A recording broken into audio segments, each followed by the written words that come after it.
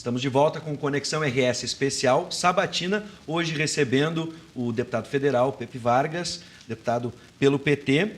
Conversamos no primeiro bloco sobre crise econômica, falamos também sobre a crise política, mas vamos agora focar, agora sim vamos personificar na figura da presidente Dilma, o governo que está até 2018 tem o seu mandato, e a gente vai lembrar de vaias em alguns discursos, né, a visita ao Congresso, por exemplo, são um sinal de que o ano vai ser difícil. Como é que o senhor percebe, pelo menos 2016, falou que vai ser um ano difícil na economia ainda, de recuperação, e na questão política, a presidente pode recuperar sua imagem ainda esse ano?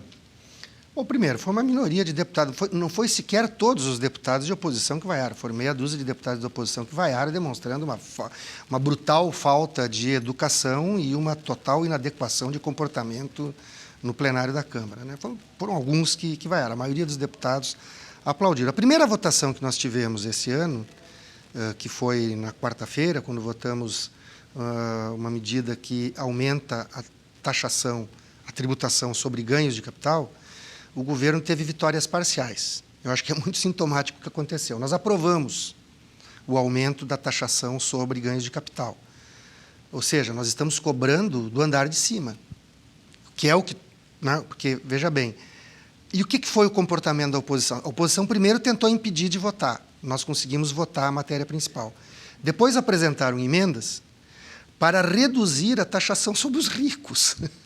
E tiveram conseguiram aprovar um destaque que aumentava lá uma faixa que vai permitir que os ricos paguem um pouco menos de impostos. Porque um sistema tributário ele tem que ser assim. Ele tem que taxar mais de quem ganha mais e taxar menos quem ganha menos. Isso é um sistema tributário justo. Nós não temos esse sistema tributário justo ainda no Brasil. Mesmo que tenhamos mudado o imposto de renda, hoje as pessoas todas estão pagando menos imposto de renda que pagavam. Primeiro, porque praticamente todos os anos se faz um reajuste da tabela. Se reajusta a tabela, né, não permitindo que a inflação vá aumentando o valor de imposto que as pessoas pagam. Segundo, porque nós criamos alíquotas intermediárias. Uma vez era uma alíquota de 15% e uma de 27,5%. Nós criamos a alíquota de 7,5%. Criamos a alíquota de 22,5%. Mesmo quem paga 27,5% de imposto de renda está pagando menos do que pagava, porque ela é em cascata, né? Então ele vai pagar menos no geral, porque até um valor ele paga 7,5% e só vai pagar 27,5% lá no fim. E também aumentamos a faixa de isenção. Tem mais gente isenta de pagar imposto de renda. Mas ainda estamos longíssimo de ter um sistema tributário justo no Brasil, porque o Congresso Nacional é muito patrimonialista. O Congresso Nacional resiste muito a taxar, né, o andar de cima. Até hoje, a gente não conseguiu aprovar o imposto sobre grandes fortunas. E nós tentamos, existem propostas. Eu mesmo presidia a Comissão de Finanças e Tributação e pautava todas as semanas, praticamente, a tentativa de aprovar o imposto sobre grandes fortunas, lá em 2010, 2011, não lembro mais. E nós não conseguíamos nem sequer colocar em pauta, porque entravam requerimentos para retirada de pauta.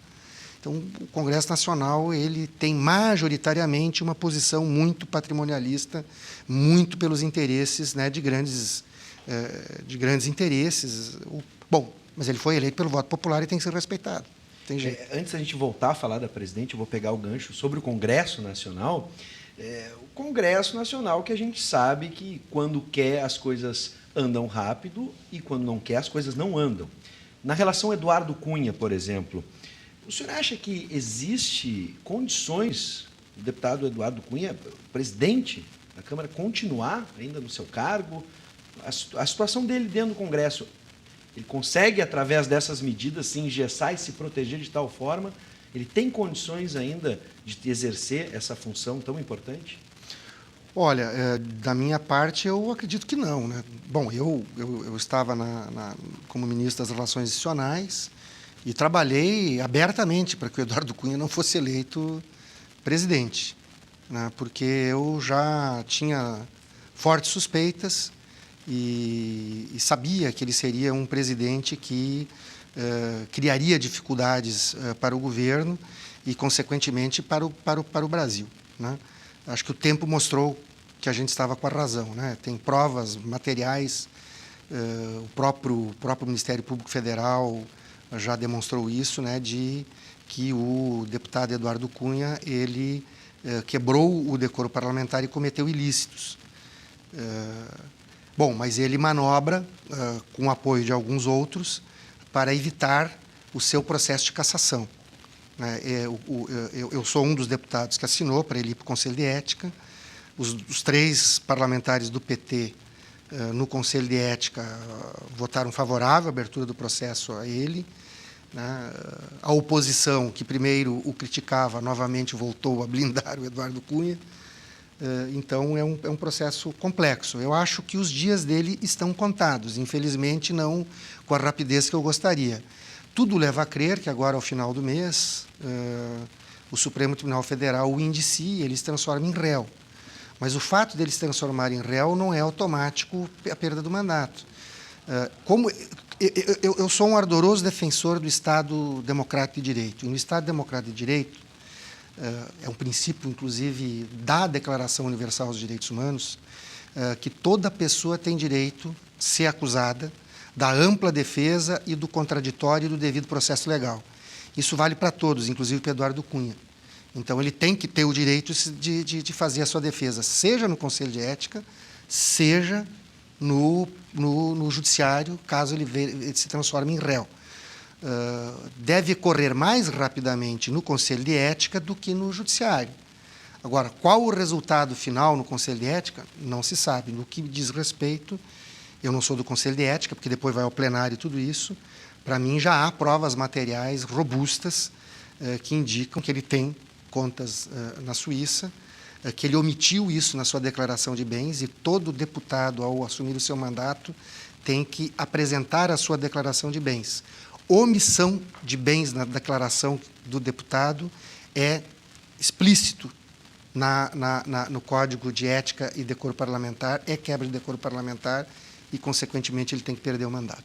Outra coisa é o processo judicial que corre lá por corrupção que ele está envolvido. É que a gente pensa nas provas, no procedimento, no processo todo, mas também na pressão popular, que é muito forte, muito grande, né?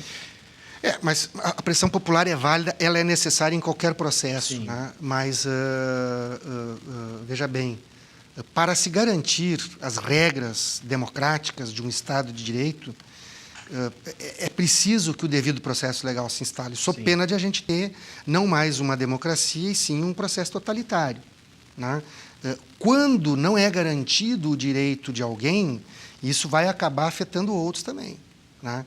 Então, isso vale para qualquer pessoa, né? Toda pessoa acusada, o Brasil é signatário da Declaração dos Direitos Humanos das Nações Unidas, né? E, consequentemente, ela foi internalizada na legislação do nosso país e é muito clara, né?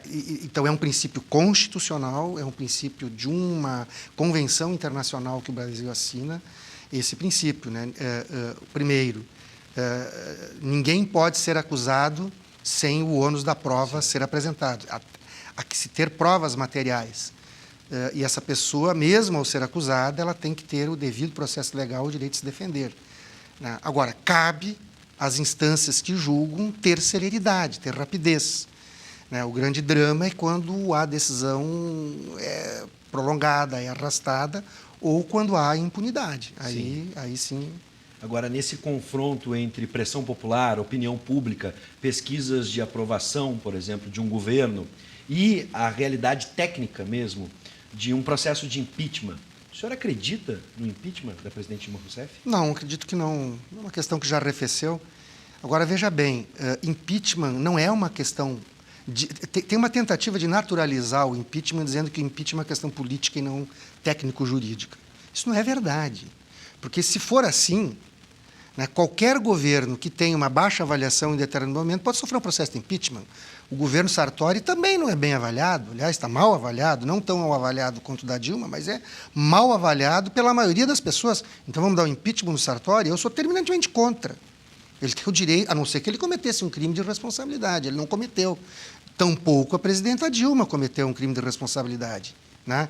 Esse assunto das chamadas pedaladas fiscais, isso é um absurdo, isso é uma excrescência jurídica. O próprio Tribunal de Contas da União auditou todos esses contratos, alguns deles por 2 décadas, e sempre considerou regular. inclusive nos anos anteriores do governo da presidenta Dilma, do Lula, do Fernando Henrique, do Collor, do Sarney, do Itamar, sempre considerou regular aquela forma de apresentação e daquelas regras contábeis e tudo mais. Bom, o tribunal mudou de opinião sobre isso? Bom, ele até tem o direito de mudar o seu entendimento, mas é um princípio elementar que é constitucional, que é o princípio da irretroatividade da lei.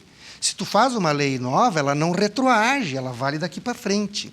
Então, também na norma administrativa de um tribunal que examina contas, ele não pode mudar o seu entendimento e retroagir. Se ele mudar, é daqui para frente.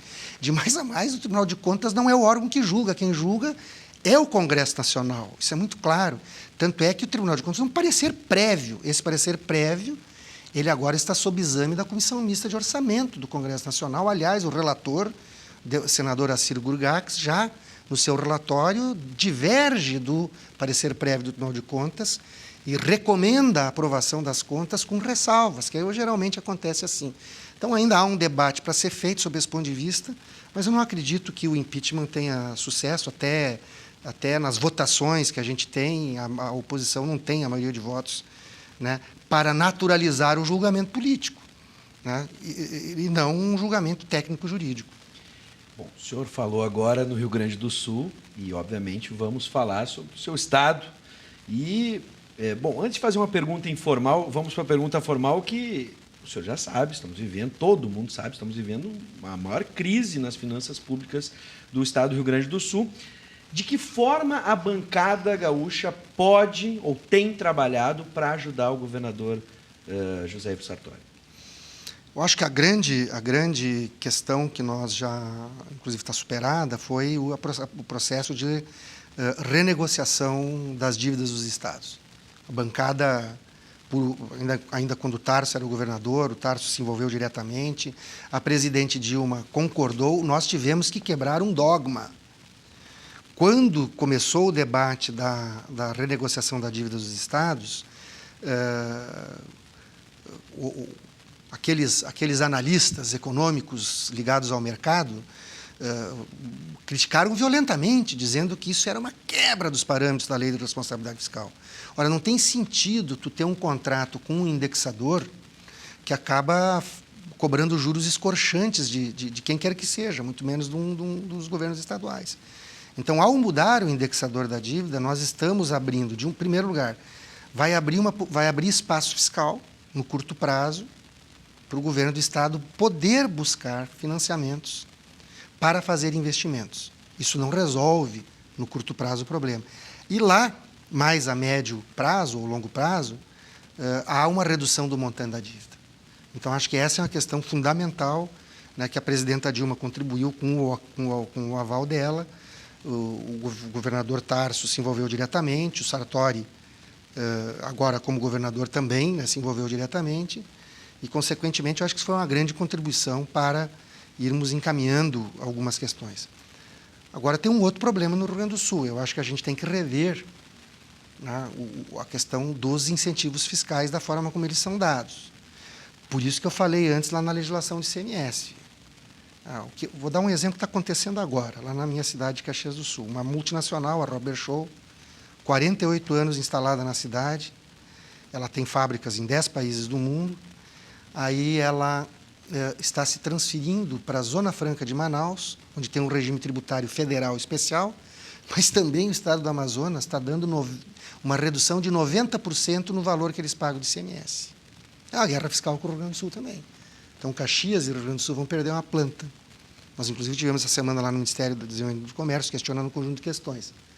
Então, esta guerra fiscal que o Rio Grande do Sul acabou jogando faz com que se abra mão de um volume enorme de receitas. Por isso que tem que haver uma reforma da lei do ICM. Eu sou totalmente favorável a que o ICM seja tributado no destino e não na origem. Aí acaba a guerra fiscal, né? Porque ela é uma guerra que já chegou ao ponto de que todo mundo está perdendo com ela, né? Então, acho que é um conjunto de questões, tem outras também que precisam ser discutidas, né?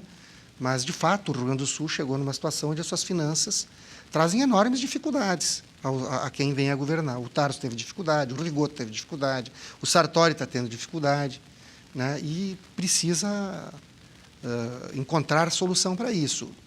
Qual é a crítica que nós temos ao governo Sartori?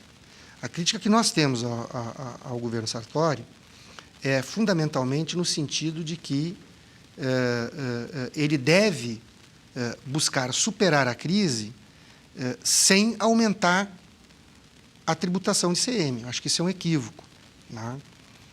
E, ao mesmo tempo, ele tem que buscar esse espaço fiscal que foi construído agora e buscar financiamento para o investimento. Acho que essa é uma outra questão fundamental que o governador deveria perseguir. Bom, a pergunta informal seria, acredito que alguém já deve ter perguntado para o senhor, deputado, na medida em que ambos, tanto Sartori quanto o senhor, foram prefeitos de Caxias por 2 mandatos, né, a sequência de um para o outro, assim como aconteceu com o Tarso e o Sartori. O que o senhor faria diferente, né? O que o senhor, por exemplo, questões, a gente já falou aqui sobre incentivos fiscais, mas a questão, por exemplo, da violência no estado do Rio Grande do Sul, que tem alarmado a população. Na área administrativa mesmo, com a sua experiência, o senhor faria alguma coisa diferente? Olha, eu acredito o seguinte, nós precisamos reforçar a matriz econômica historicamente instalada no Rio Grande do Sul. Eu faria uma coisa que o Tarso fez, por exemplo. O governo federal lança o Plano Safra para a agricultura familiar e para a agricultura empresarial, e o Estado do Rio Grande do Sul complementava um Plano Safra estadual importantíssimo. Por que a agricultura? Porque nós temos uma indústria de máquinas e equipamentos muito interligada com a questão da agricultura. Quando a agricultura vai bem, a nossa indústria de máquinas e equipamentos vai bem. Então, toda uma cadeia produtiva se desenvolve. Então, reforçar a matriz econômica historicamente instalada no Rio Grande do Sul significa coisas dessa natureza, né? Utilizar bem os instrumentos, como um BRDE, como um Banrisul, enfim, para estimular essas atividades econômicas. Buscar, consequentemente, ampliar o investimento público através da busca de financiamento, seja de organismos internacionais ou de agências nacionais, porque o investimento público, quer dizer, com recursos próprios, só do orçamento fiscal, tem dificuldade, né? Então você tem que buscar financiamento. Sim. Agora, o financiamento aumenta a dívida? Sim, ele aumenta a dívida, mas eu sempre digo assim, aí pegar meu cacuete de médico, né? Dívida pública é que nem colesterol. Tem o colesterol bom e tem o colesterol ruim. No que diz respeito à dívida pública, é ruim tu fazer uma dívida pública para rolar dívida. Mas se tu fizer uma dívida pública porque é para fazer investimento, isso é bom, porque você vai resolver problemas de infraestrutura e você vai gerar emprego e renda com isso. Então, eu acredito que essas questões seriam algumas questões vitais, né, do governo do Estado ter esse envolvimento. Agora, no que diz respeito à segurança, eu acredito que tem um problema que nós precisamos, não é o Brasil, é o mundo vai ter que discutir isso. No âmbito das Nações Unidas, isso, inclusive, começa a ser discutido. A política antidrogas, ela faliu. O exemplo do Uruguai seria um bom exemplo? É muito recente. É muito recente, muito recente. Não tem. Acho que tem que acompanhar Sim. aquilo, né? Mas a política antidrogas faliu no mundo inteiro. Veja os Estados Unidos, que é um dos países mais ricos. Ele consegue segurar a sua fronteira? Não consegue segurar a sua fronteira. Quer dizer, o problema da droga lá é gravíssimo. Então, o que acontece? Hoje, boa parte dos crimes mais pesados estão diretamente vinculados ao tráfico de drogas, ao crime organizado e coisas do gênero. Então, tem que se repensar isso. O senhor acredita num debate, então, sobre Precisa a um grande... da maconha? Não. Eu acho que a questão... resumir isso, a questão da maconha, acho que é pouco. Eu acho assim, que o traficante tem que ser severamente combatido, obviamente. Tem que haver o combate ao tráfico. Agora, eu acho que o usuário precisa de tratamento, né? Então, eu acho que essa política de querer encarcerar o usuário está errada. O usuário precisa de tratamento, ele precisa de apoio, ele precisa conseguir superar a sua dependência, né? E o traficante tem que ser severamente combatido. Agora, e há um debate internacional, acho que o Brasil precisaria se envolver nesse debate internacional, de repensar uma política de combate às drogas, porque aí está a origem de boa parte dos problemas do crime que a gente enfrenta hoje, né? E só aumentar efetivo policial e só aumentar o aparato policial não resolve o problema. Sim. Né? É preciso também utilizar mais inteligência policial, é preciso também ter um envolvimento maior das comunidades, né? Eu sou muito fã, vamos dizer assim, daquela concepção que procura estabelecer o mapa da violência e tenta ver concretamente em cada território as razões do crime, as atividades criminosas que ali acontecem e o envolvimento da comunidade como um todo no combate a isso, né? Isso vai muito além de uma visão meramente de abordagem policial ou punitiva.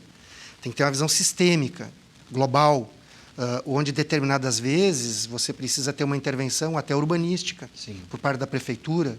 Outras vezes precisa ter uma intervenção de cunho social forte, envolvendo a União, o Estado e o município, né, para que populações em situação de vulnerabilidade deixem de ter essa vulnerabilidade. Então, acho que é uma visão mais ampla, mais sistêmica, nos daria respostas mais eficientes. Talvez não no curtíssimo prazo, Sim. mas no médio prazo mais consistentes. Porque essa tentativa de só resolver o curto prazo nunca nos leva a um médio prazo com solução. Bom, a gente vai fazer mais um rápido intervalo. Na sequência, voltaremos com essa entrevista, essa sabatina com o deputado federal Pepe Vargas. Já voltamos.